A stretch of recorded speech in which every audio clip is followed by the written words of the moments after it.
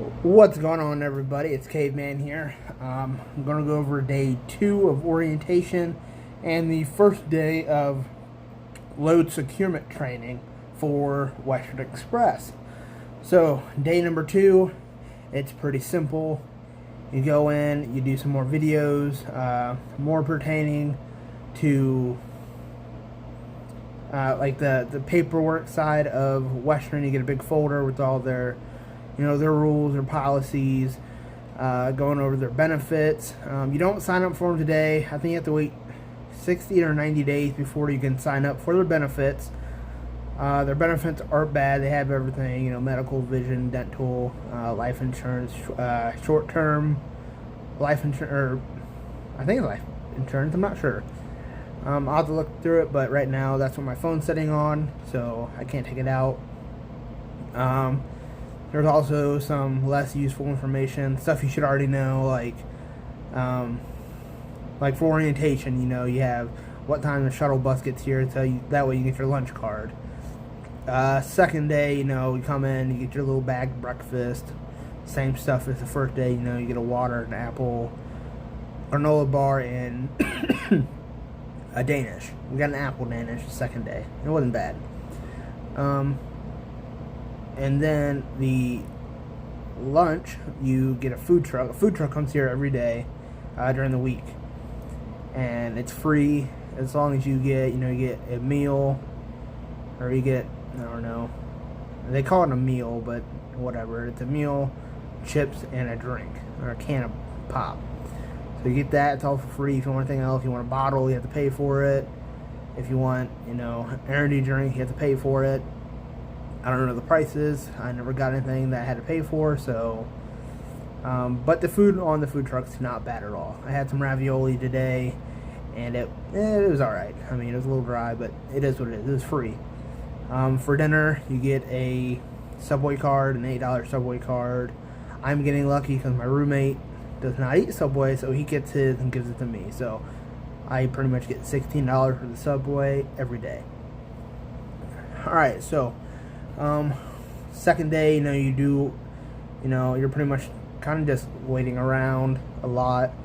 You're finishing up whatever classes you need to. We had the short little Qualcomm class, and then, we got our packets, kind of went over those, what Western Express expects you to do, the steps on, on what you need to send through Qualcomm throughout the day, like pick at shipper, loaded, unloaded, things like that.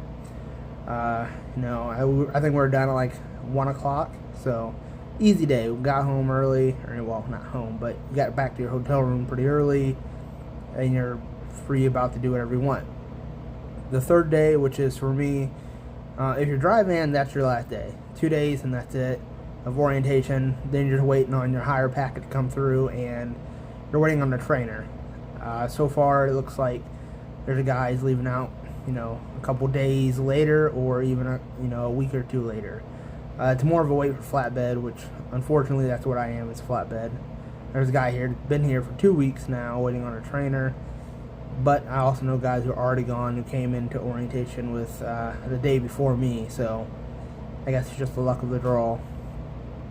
So on to day 3, if you're flatbed, this will be your first day of load securement training.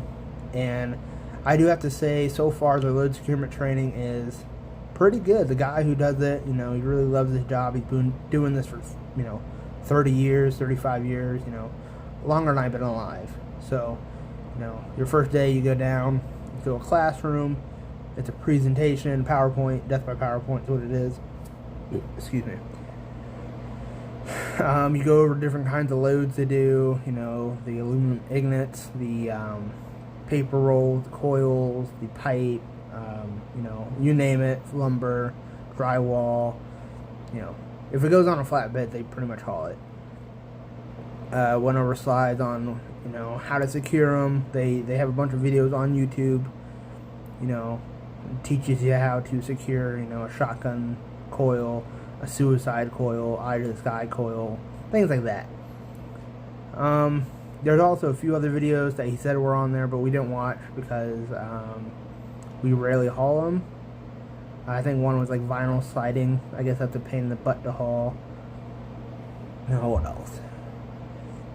And you went over the FMCSA rules for, how many straps you need on a load, things like that. What's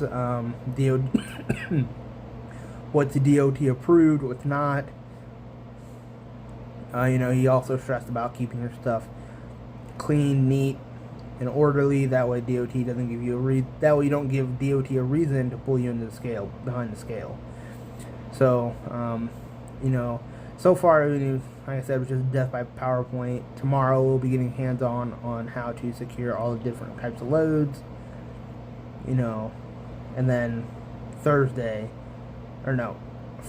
we will be, testing out. You got a paper test, and then you have a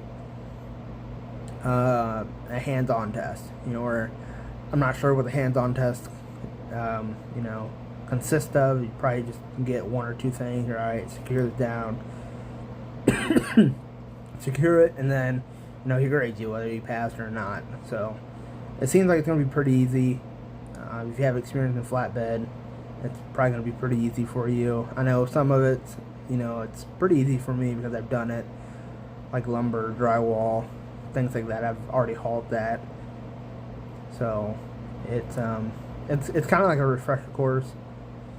So it looks like for me, I'll be going out on a trainer's truck for 100 hours, which is probably about 2 weeks, if not maybe a little less than 2 weeks, depending on how they work the 100 hours. I'm not sure. You can only work 70 hours in a week, so if they're going off by that, it's less than 2 weeks. But I'm going to guess 2 weeks to be safe. Now, like I said earlier, getting a trainer is what's killing a lot of guys. They're waiting a week. I've heard a guy waiting 2 weeks for a trainer, and that's kind of just luck of the draw, really. Like I said, there's 40 people here, and there's probably about 15 flatbed guys. I mean, a few of them are getting their own trucks right away because they have experience. But a lot of them are, gotta wait for a trainer. So, I don't know what's the hold up for the one guy. He's the only guy I heard been here for 2 weeks. I don't know, maybe he's like, no, I don't want men, I just want women. I don't know what his deal is. Or if maybe it's Western's fault. I don't know. But like I said, so far my opinion, excuse me, my opinion on this company has not changed just yet. My opinion being, I don't think they're bad or good just yet. We'll see how, if they keep me moving, then I'll be alright. If not, because I know if you don't get 1,500 miles, your paychecks are really going to suck. And so, I know being new, time management, trip planning is a big thing. But also another big thing is that they keep you moving. So, hopefully my skills are still sharp as they were, if they were even sharp. I don't know. But I will see, because once I get on the trainer's truck, like I said, at first I was mad that I had to get on a trainer's truck, because I was told from the beginning that, hey, you're not going to need to get on a trainer's truck. You got enough experience. You'll do orientation, and head out. I was like, awesome. And then today I figured out that I have to do 100 hours with a trainer. But at first I got angry, but I was like, well, I probably need it. I've been out of the truck for 7 months. And, kind of like a refresher course, really. So I'll use that 2 weeks, get myself back in the groove of, trucking and securing loads and getting a move on. But, yeah, so that's it for day 2 of orientation, which is your final day. A lot of guys are still waiting to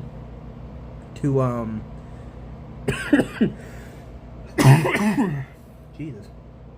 So that was day 3. A lot of guys are still waiting on their hiring packets, and the one thing that is a lot of them are waiting on the drug test to come back, and then they're good. I have my roommate; he's getting his hiring packet tomorrow, and who knows how long he'll sit here and waiting on a trainer. Hopefully, it's not long for him, but yeah, and then, I have tomorrow and Friday, and then I'll be done, and I'll be waiting on a trainer as long as I pass my load securement test. Then,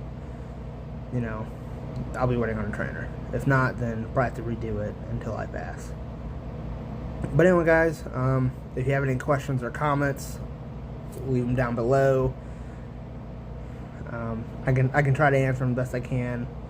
But like I said, you know, I've heard a lot of bad things about this company, but I'm gonna give them a shot anyways. I kind of don't have a choice, you know, with my accident.